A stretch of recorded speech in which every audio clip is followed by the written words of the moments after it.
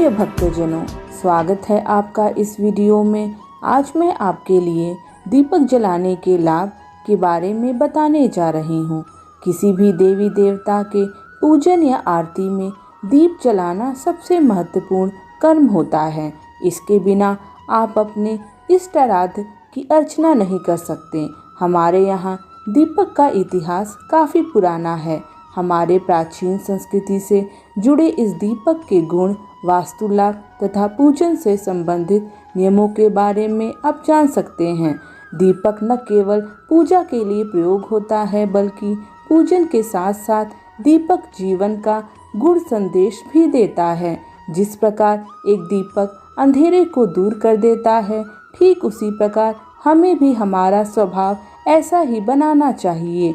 सही समय और सही तरीके से दीपक जलाने से सभी देवी देवता तो प्रसन्न होते ही हैं, साथ ही दीपक जलाने के और भी अनेक लाभ हैं। वास्तु के अनुसार दीपक से कई प्रकार के वास्तु दोष स्वतः ही समाप्त हो जाते हैं।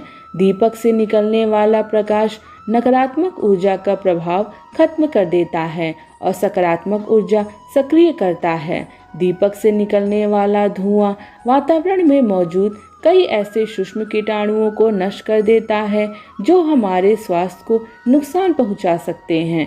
पूजा अर्चना में दीपक जमीन पर नहीं रखना चाहिए, बल्कि दीप को अक्षत या चावल पर रखना चाहिए। प्रतिदिन सूर्यास्त तक दीपक प्रज्वलित कर लेने से लक्ष्मी की प्राप्ति होती है।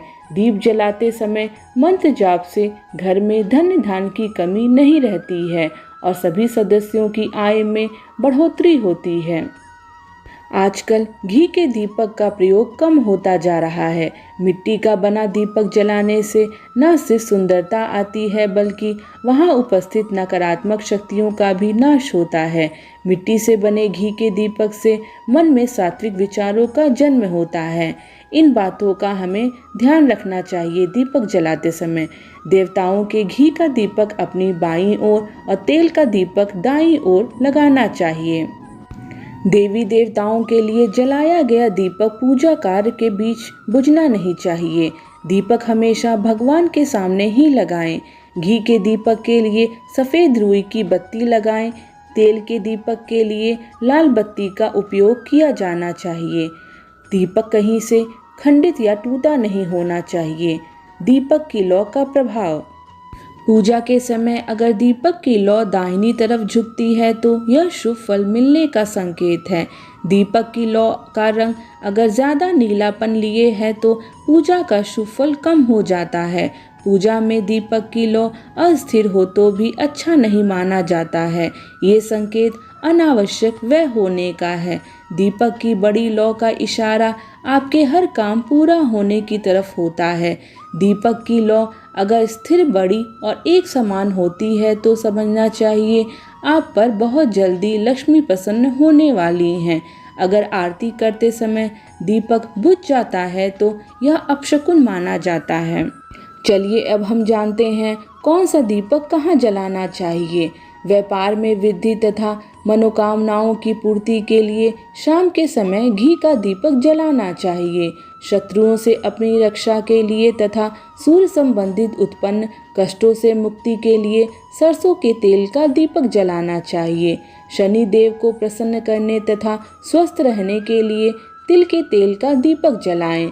सौभाग्य प्राप्ति के लिए देवों को महुए के तेल का दीपक अर्पित करना चाहिए। राहु तथा केतु की शांति के लिए अलसी के तेल का दीपक जलाकर भगवान शंकर को अर्पित करें। सामान्य पूजा के पूजा स्थल पर एक बत्ती का दीपक जलाएं। भगवान शंकर को 8 बत्तियों वाला दीपक अर्पित करना चाहिए। गणेश जी के लिए 3 या 12 बत्तियों का दीपक जलाना चाहिए। विष्णु जी की आराधना के लिए 10 या 16 बत्तियों का दीपक लगाना चाहिए। धन की देवी लक्ष्मी को 7 बत्तियों के दीपक से प्रसन्न करें। वास्तु संबंधित दोष तथा रोग मुक्ति के लिए तिकोने दीपक जलाएं।